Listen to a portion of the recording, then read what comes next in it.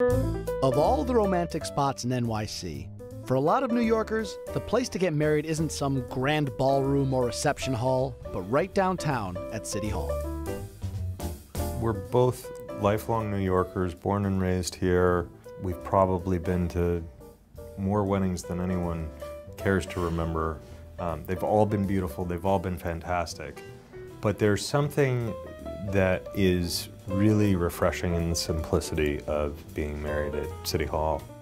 It's also funny, like they have the kiosks outside of City Hall that sell flowers, so you can buy your bouquet on the way. I mean, you could really be like in a New York minute on the run, getting married.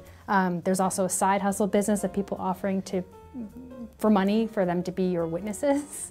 So like if you come without someone who can sign that, yes, you're indeed allowed to be married. I mean, I dressed up in a tie for you guys today. This is some You trying to can sense be some our hints. It's very entrepreneurial, yeah. Meet Ashley Brennan and Alec Kleinschmidt, who, soon after I interviewed them, were getting married at City Hall. Getting married at City Hall is like going to the DMV. In fact, its current building actually used to be the DMV. And if there's one city that could squeeze charm and romance out of a DMV experience, it's New York. Since 1930, well over 1 million couples have tied the knot here at the Manhattan Marriage Bureau.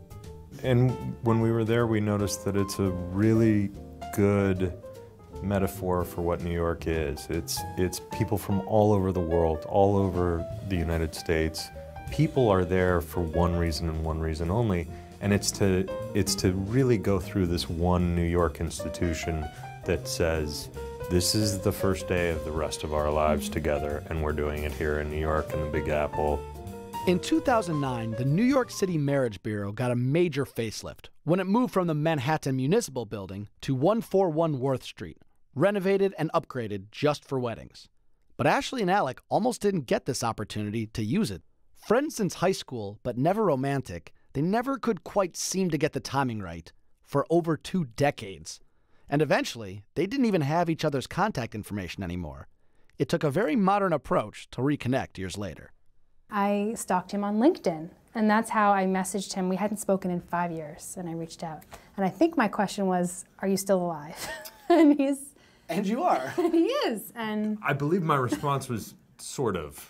But that's a lesson for everybody that LinkedIn is the new 21st century dating app. LinkedIn, Tinder. That's right, Yes. yeah. That's right. Yeah. It's like you've got Hinge and Bumble, but they really don't work as well as LinkedIn. And I think the ceremony itself takes all 90 seconds. Well, the New York Minute, they're giving you New York 90 seconds. Yeah, that's right. This That's is like- very romantic. It's way too much time. And now, 22 years and 90 seconds after they met, they're now wed at City Hall. The same place as the likes of Justin Bieber and Matt Damon, as well as construction workers and taxi drivers. As much a melting pot as the city itself. It's one of the greatest places in the greatest city in the world. I mean, it's the epicenter of commerce, it's the epicenter of culture. And love. And love. And love. All 90 seconds. All 90 seconds of love.